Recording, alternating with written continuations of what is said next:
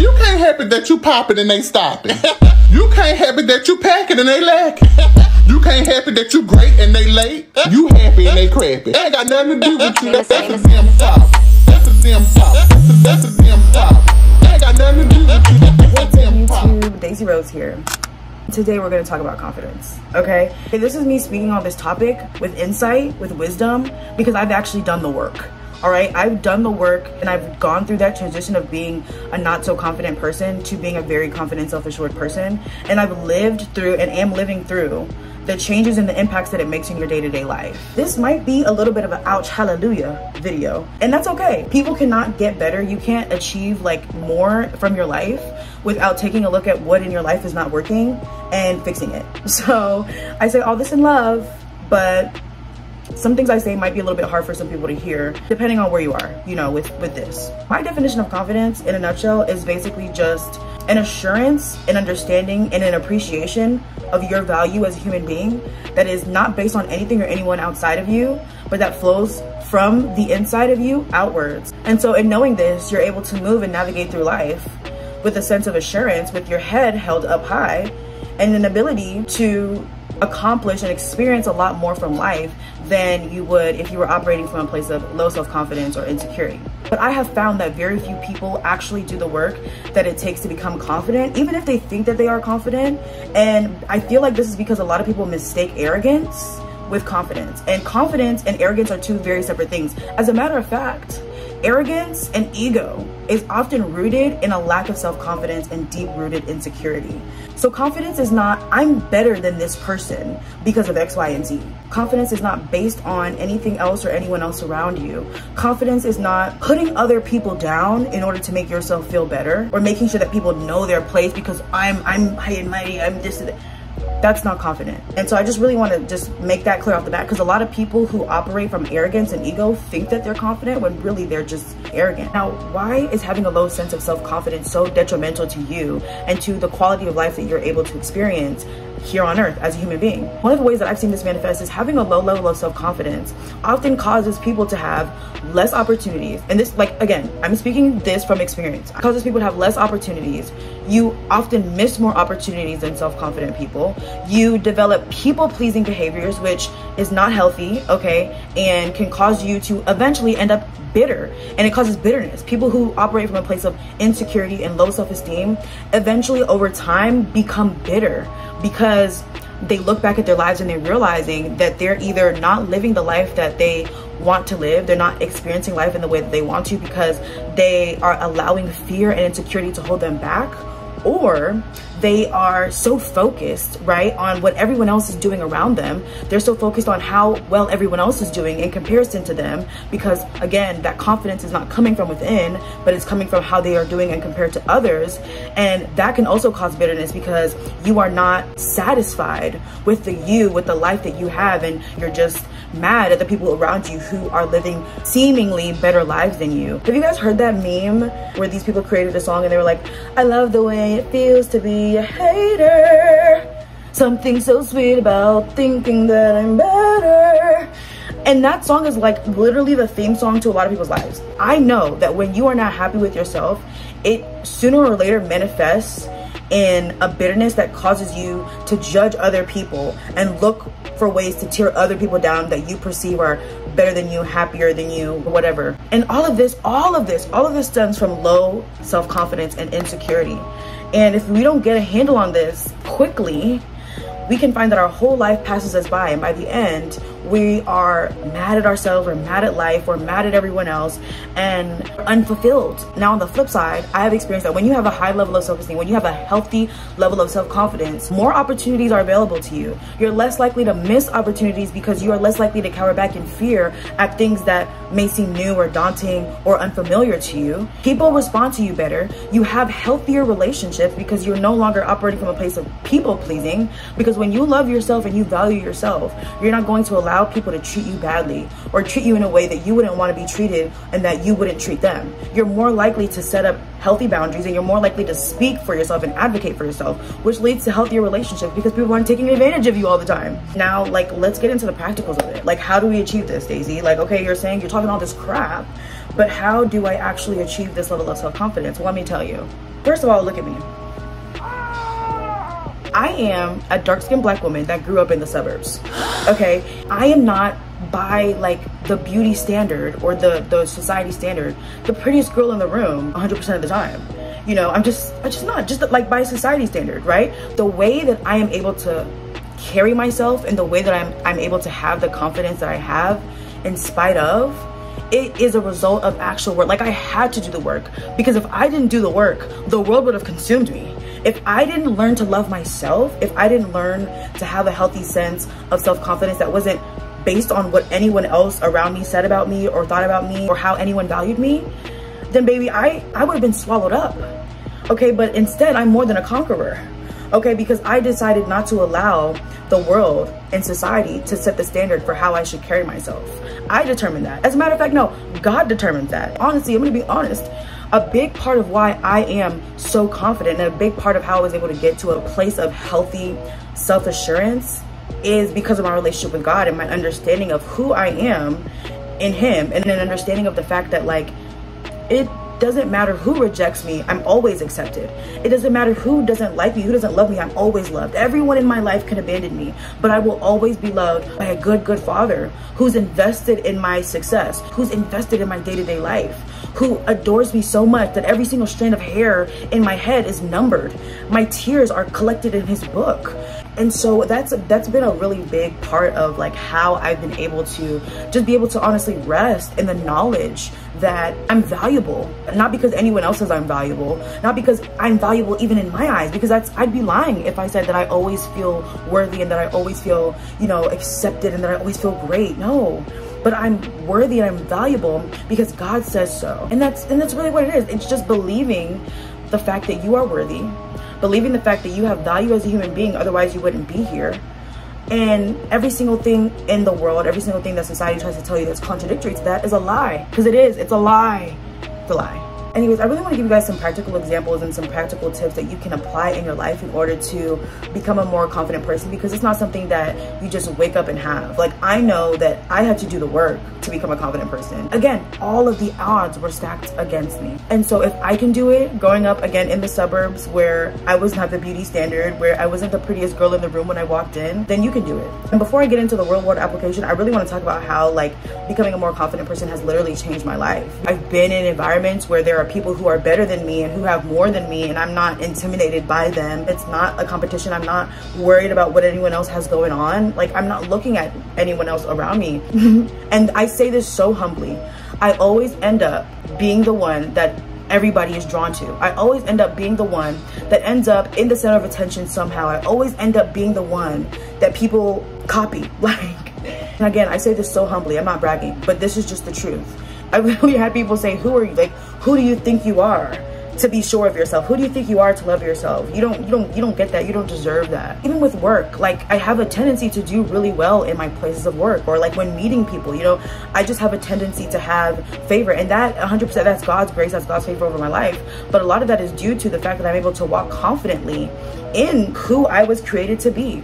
You know, what brings in these opportunities, what brings in this attention from people, what brings in this ability to achieve things and get things. And this is not even just material. I feel like just peace, joy, these are things that are infinitely valuable, right? Who cares about getting the hottest guy in the room? Who cares about having the most attention? A lot of these things come with a lot of negatives too. Like, there's a lot of negatives, I think, to being a genuinely confident person, but the pros outweigh the cons. Just being able to like have a unshakable sense of peace and joy. I can walk into a room and not feel intimidated when a pretty girl walks in.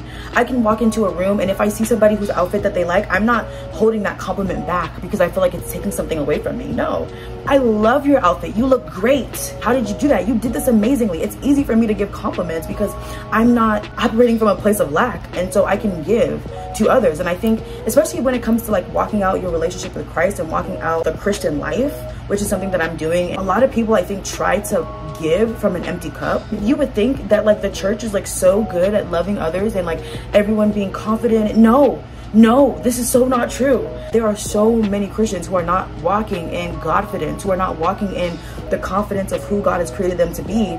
And that is affecting how they're able to love others, and it's affecting how they treat others and how they reflect Christ to others. And so it's not to say that like being a Christian automatically means that you will become a more confident person. No, it takes work, because there are many Christians who are operating from a place of insecurity, even in their faith. There are just way too many Christians who think and genuinely believe that operating from a place of insecurity and dumbing yourself down is more Christ-like, when in fact, when I became closer to God, that was really what caused my confidence and my level of self-assurance and healthy state of being to increase tenfold. I was a doormat before I like really started giving my life to God. Like, I let people walk all over me. I was a people pleaser. All of these things that I said before that manifest from insecurity, bitterness, missed opportunities, not walking in the fullness of what I wanted to do because I allowed fear to hold me back. You know, when you really get a true understanding of what the Bible says and who God says you are and who he's called you to be and the power and the authority that he's given you, more Christians would be able to walk in confidence. More Christians would be able to walk in boldness. More Christians would be less likely to shy back and cower away and then judge everyone else who's living a full Christ-centered life. Anyway, so what does it take to truly become a confident person? How do you do the work? How do you get there? The first step is you don't fake it till you make it. I cannot stand when people say fake it till you make it, because I feel like that encourages people to be inauthentic, and you can't fake confidence. People do it all the time, and eventually the truth oozes out. Out of the abundance of the heart, the mouth speaks. Well, you can only fake it for so long.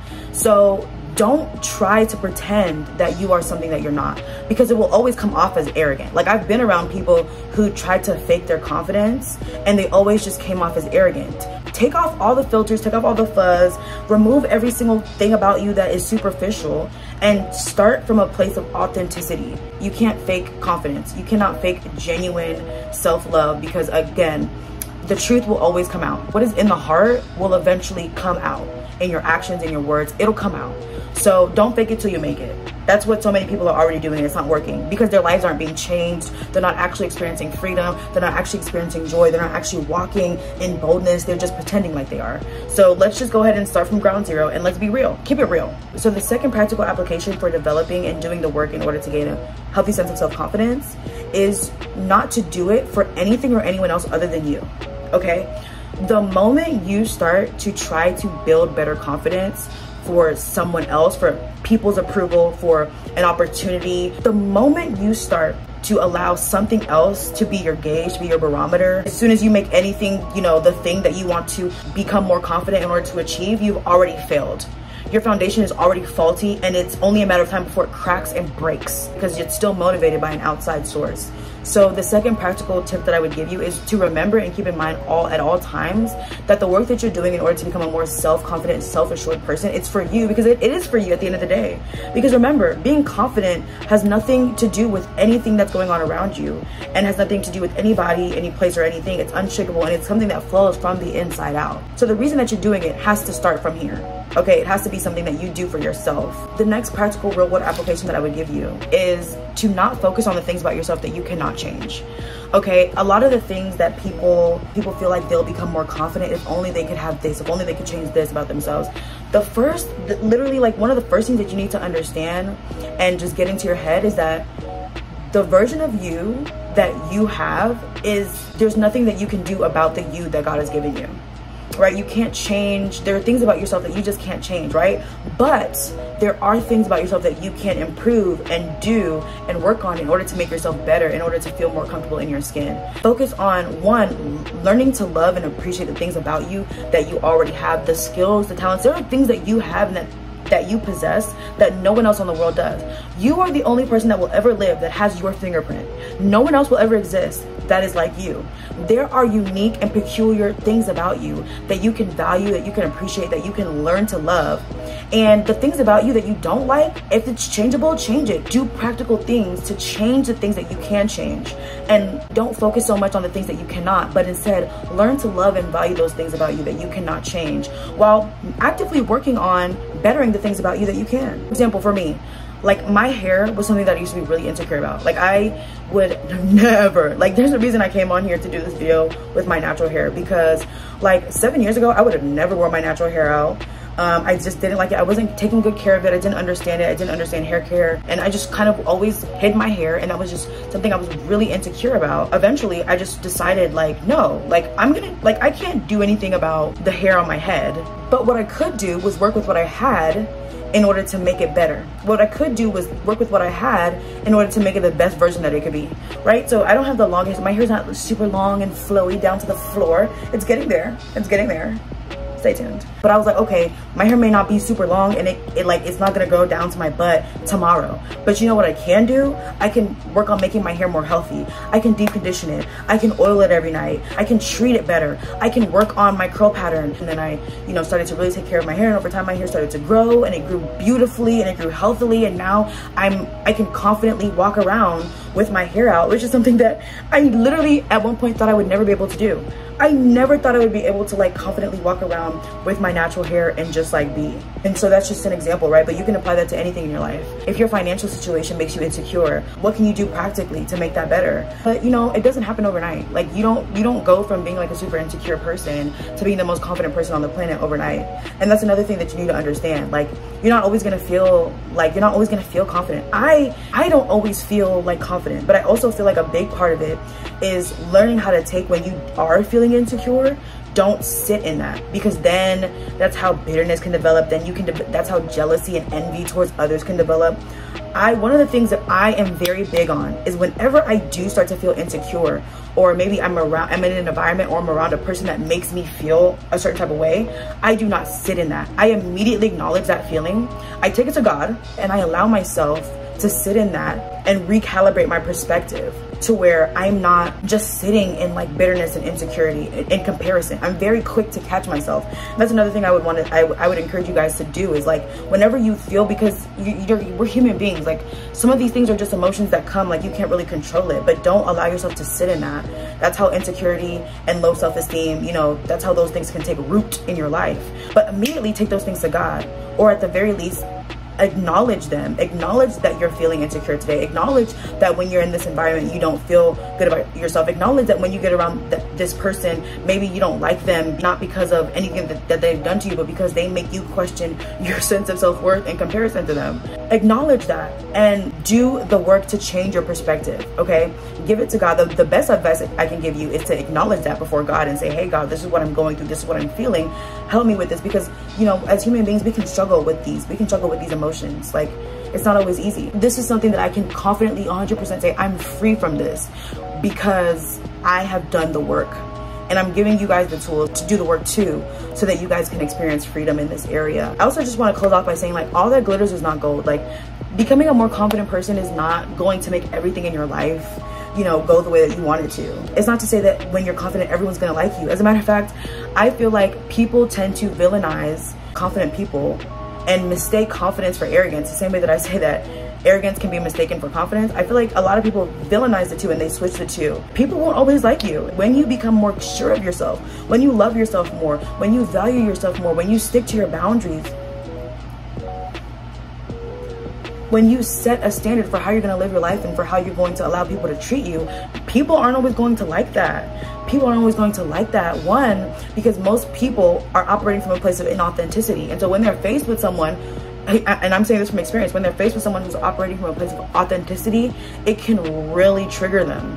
Like, people will be triggered by your self-worth. People will be triggered by your growth. People will be triggered by your presence.